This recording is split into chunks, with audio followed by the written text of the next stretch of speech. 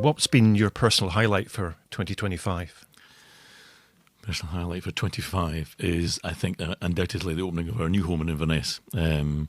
It's our single biggest investment, and it's a remarkable building. It's a spectacular setting with lovely views, and we're absolutely delighted with it. So a lot of our focus has been in that. So undoubtedly, opening up Petit Vich in June 25 was the pinnacle.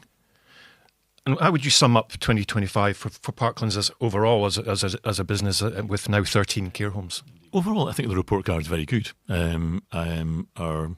Our grades are up, our absence is down, our agency costs are down, our complaints are down, and we won 3 national awards, UK Caring Awards. So overall, doing okay. We mentioned Petit Vich there, obviously a major milestone for the company, the biggest single investment Parklands has made to date. Yes. Why now and why Inverness?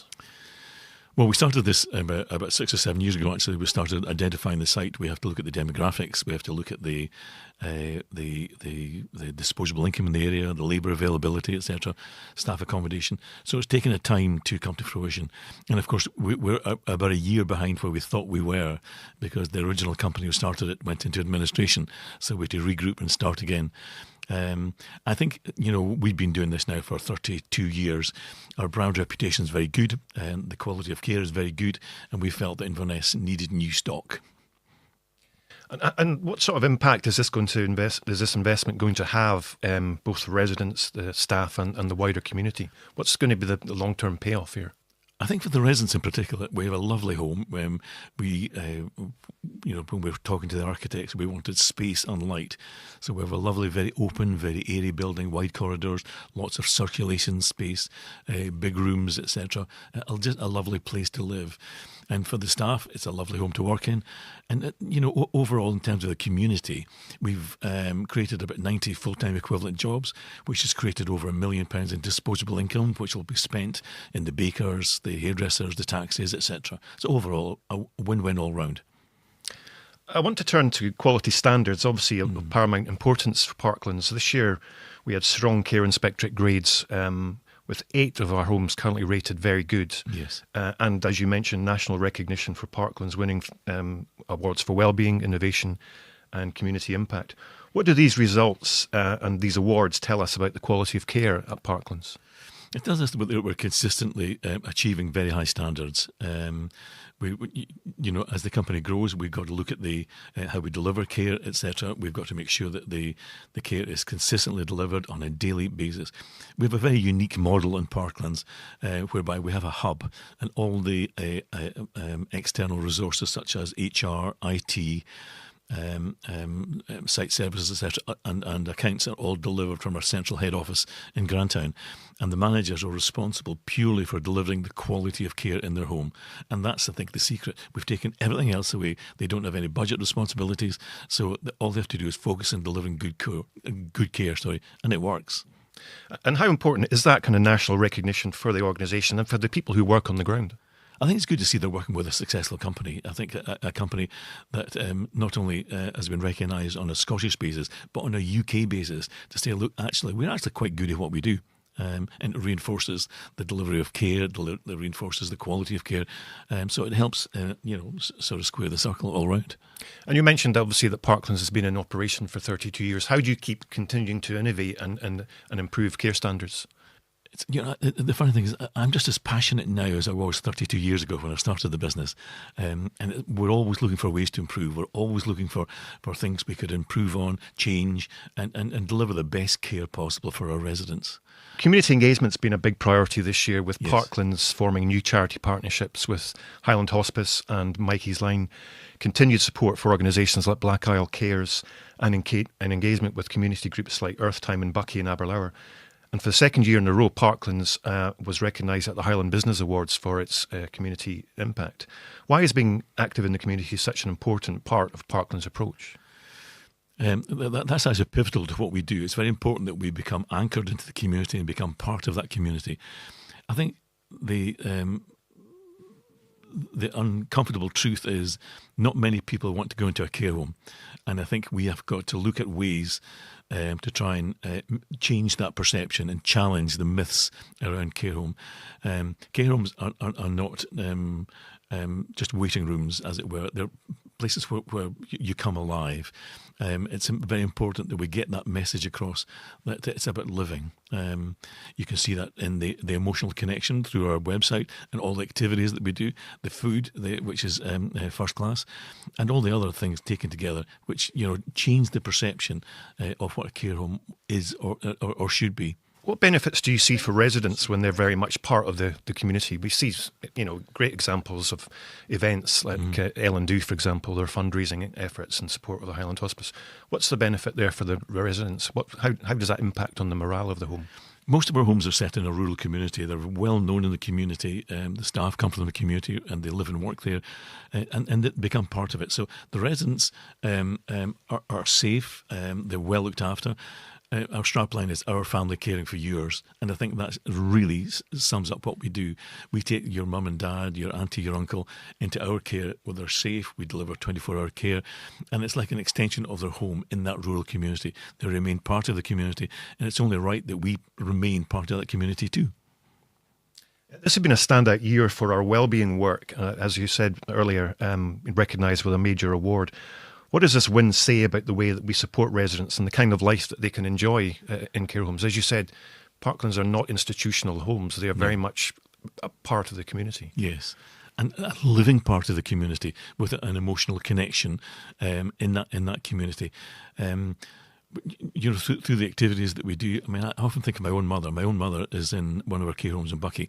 She's been there now for 2.5 years, and her life is literally transformed. When she stayed at home, for example, she was eating cheese and biscuits for her lunch because there was nobody there to enjoy it with. She had a lot of visitors, but she's just lived on her own. Coming into the community, her life has been transformed. The number of outings that she's got, the amount of stimulation she gets is increased 100-fold. That's just the best thing she ever did. And I'd like to think that's the same for all our residents. Yeah, when you look at the activities, creative activities like fashion shows, art projects, parent and toddler groups, pride events, talent shows, Parklands seems to be challenging the old perception that care homes are dull or lifeless. Is that what you purposely set out to achieve? 100%. We want to get rid of this negative perception. We want to get an emotional connection. I think we get that through our website and through our brochure, etc. People can see exactly it's very person-centred and it's just full of life. And I think that's what we try to get the point over to the particular families. As I say, it's about living, not about waiting. It's obviously been a difficult year financially for the sector. How have rising costs affected Parklands in particular? It's been a huge challenge for us, there's no doubt about it. I think the increases in the national insurance contributions and the change in the threshold from £9,100 down to £5,000, it made a huge dent in what we did. It made us rethink how we delivered care, how we became part of the community, and how we literally had to cover costs. So we've looked at various initiatives, looking at marginal improvements about building extensions onto some of our homes, etc. But it is very difficult because there's a certain amount of money you need to deliver the care, and when your resources are limited, it's a bit like taking 5 loaves and 3 fishes and trying to do the best you can. But we do, and we do it very well. And I would highly commend the staff that we've got. Each and every one of them come to work every day, and they give their all, and it is absolutely humbling from my part. You've been fairly vocal working with people like Angus MacDonald MP calling for fair funding for the sector. Do you think that ministers are listening? No, I don't think so, to be brutally honest. I think the social care sector, the healthcare sector, has been forgotten about. If you look at the amount of money that's coming into the NHS, that's great. But the NHS is a bit like a supertanker. It's not working the way it should work. And I think if you look at the number of NHS hospital beds in Scotland, there are roughly 12,300 hospital beds, but there are over 39,000 care home beds. We need to be taken to the table. We need to be able to sit down with the NHS to deliver health and social care in the years moving forward. We can't do it in isolation, and I think they need to recognise this. I don't doubt for a minute that the board of NHS Highland or NHS Grampian understand that. I'm sure they do, but I think we need to be brought in into that conversation as well. 2026 obviously is a big election year, so there will be heightened interest in social care. Yeah. What changes would you like to see from both the Scottish and Westminster governments to support the sector? I think the sector needs a price reset. If we look at the sector, we've taken a big hit in terms of the national insurance contributions. I think a disproportionate hit because 60% of our revenue goes in staff wages. So therefore, that's a huge percentage of money we've got to find on a regular basis. I think we're looking at £80,000 a month extra. That we didn't have to do that 2 years ago. We're looking at the NHS care homes in Highland, for example. They're exempt; they don't pay it, and I think the various bodies recognise that there's not enough money in the system. And we know that NHS, for example, pay their own homes significantly more than us.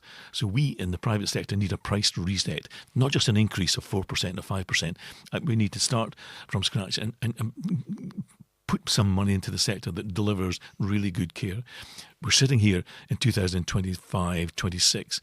We've still got the National Care Home Contract, which was created in 2006. So we're now living with a document which is 20 years old, and it really is dead in the water, to be quite frank. And we need something significantly innovative to deliver care moving forward. It's in a related issue, it's been a fairly challenging year for recruitment across social care, with pay pressures, visa changes and a shortage of affordable housing. How has this affected Parklands on the ground? We undoubtedly we have been affected, and it's been quite a challenge coming to Inverness, which is a major centre of population.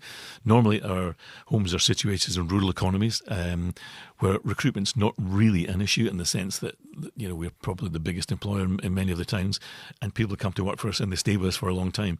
I'd like to think that it is a good place to work, and the terms and conditions are significantly better than many of our competitors.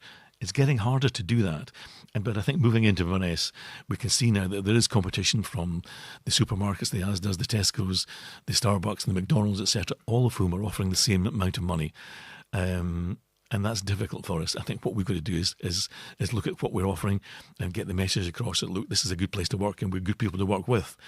Given the lack of affordable housing in the north, how do you attract people to come and live and work here?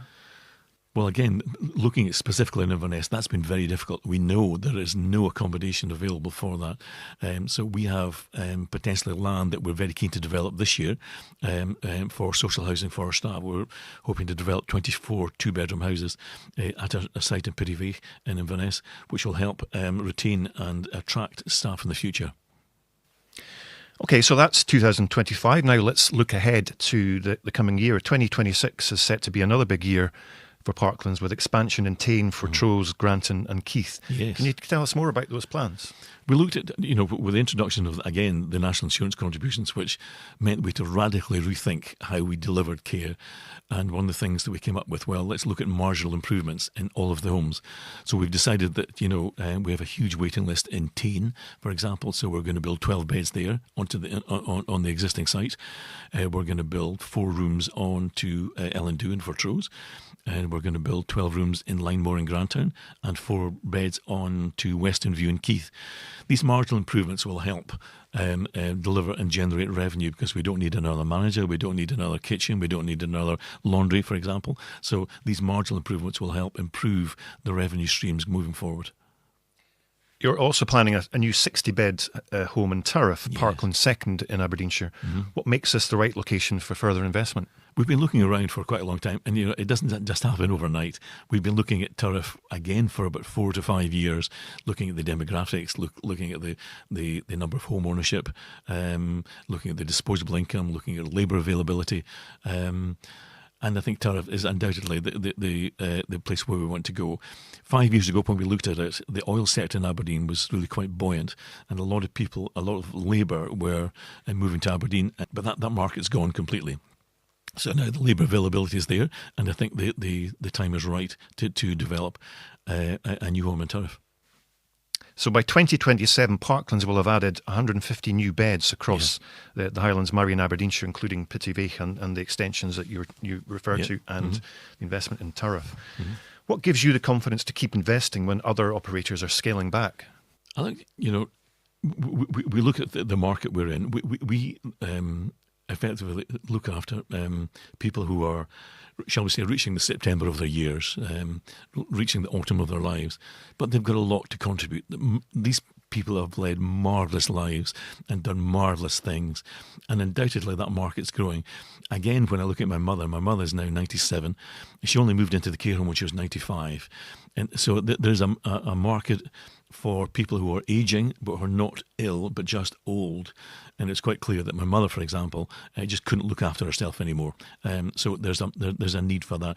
Regardless of the money available, we know the market's there. People are aging, living longer, and want to enjoy their life as well in their elderly years. Parklands operates mainly in rural and remote communities. How do you see rural care evolving over the next few years? One of the innovations that you're bringing forward, for example, is assisted living villages in Inverness and elsewhere. I can see, the West Streeting, the health minister mentioned a couple of months ago that he wanted to see more community hubs. We've been doing that for years, and I think that's where the growth is, where the community generates its own facilities. It has a local hospital, one GP practice, one pharmacy, and a care home, all of which are working and all interrelated and delivering care for that community. That's where I think the future lies. So finally, what can we expect in 2026? You're not obviously one to rest on your laurels, so presumably a continued focus on raising standards. Yes, we've got to look at, as we grow, it's all about scaling up and looking at how we can maintain those standards. So we're very keen to improve our quality assurance in the home. There are systems, there are protocols, there are procedures. It's very important that they're policed very regularly to maintain the standards of care that we're looking for. Thank you for watching. If you're interested in a care placement or working with Parklands, our contact details are coming up next.